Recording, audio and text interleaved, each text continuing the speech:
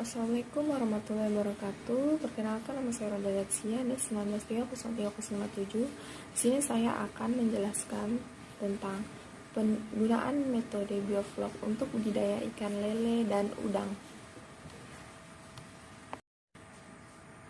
Salah satu solusi budidaya dengan memanfaatkan lahan terbatas yang banyak diterapkan saat ini adalah dengan menggunakan kolam bak bulat dengan teknologi bioflok. Teknologi bioflok adalah teknik manajemen kualitas air yang didasarkan pada pertumbuhan pengendalian bakteri heterotrof di dalam sistem budidaya. Mengapa kolam bak buat terpal? Karena dapat mengurangi jumlah penggunaan air.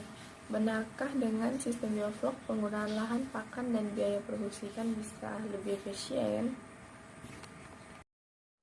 Sistem teknologi bioflok merupakan sistem budidaya dengan menerapkan kepadatan yang sangat tinggi dan memanfaatkan limbah budidaya sebagai pakan tambahan.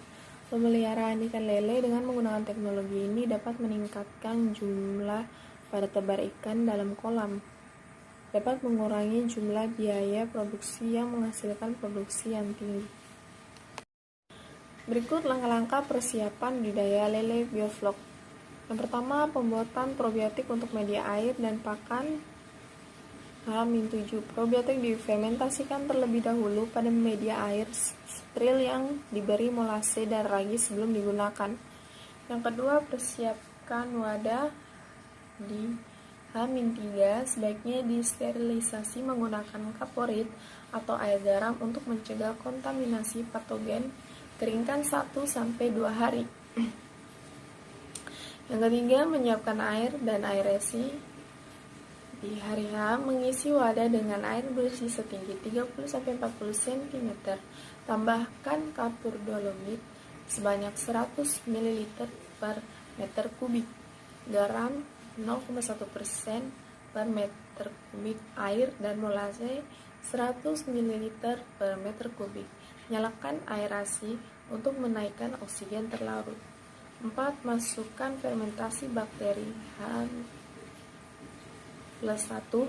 Tuangkan bakteri hasil bakteri yang difermentasikan sebanyak 100 ml per kubik. Selanjutnya, budidaya udang faname sistem bioflok. Masalah utama pada budidaya udang intensif adalah menurunnya kualitas air di tambak yang layak selama pemeliharaan dan munculnya penyakit. Upaya mengurangi permasalahan tersebut adalah pemanfaatan bioflok di tambak. Bioflok merupakan campuran dari berbagai mikroba seperti fitoplankton, zooplankton, dan protozoa, detritus, dan partikel organik. Teknologi bioflok dapat meningkatkan kualitas air, meminimalkan pergantian air, efisiensi pakan, dan menghambat perkembangan penyakit selama budidaya. Pakan yang berlebihan berdampak pada menurunnya kualitas air pada tambak. Pada budidaya udang secara intensif, penggunaan pakan komersial untuk memenuhi kebutuhan nutrien dalam pertumbuhan udang merupakan salah satu permasalahan yang sampai saat ini dikeluhkan oleh para pembudidayaan. Selain penggunaan yang cukup tinggi, juga harga pakan yang cukup mahal sehingga meningkatkan biaya operasional. Pemberian pakan yang berlebihan dapat mengakibatkan menurunnya kualitas air di tambak. Bioflok sendiri adalah campuran dari berbagai mikroba, fitoplankton, zooplankton, protozoa, detritus, dan partikel organik. Secara umum, teknik budidaya udang faname menggunakan sistem bioflok menggunakan bantuan mikroorganisme yang sekaligus juga berfungsi sebagai pakan tambahan.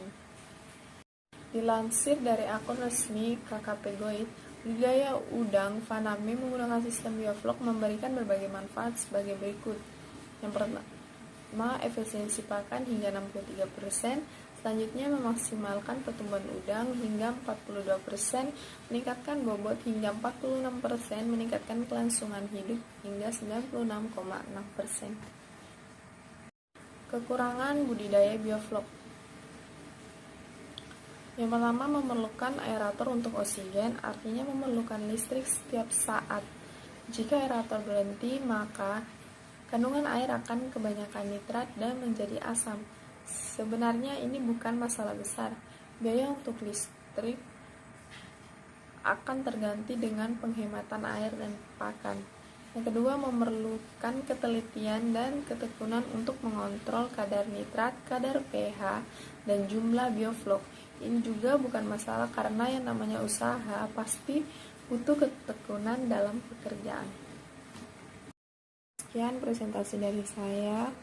Apabila ada salah kata, saya minta maaf. Wassalamualaikum warahmatullahi wabarakatuh.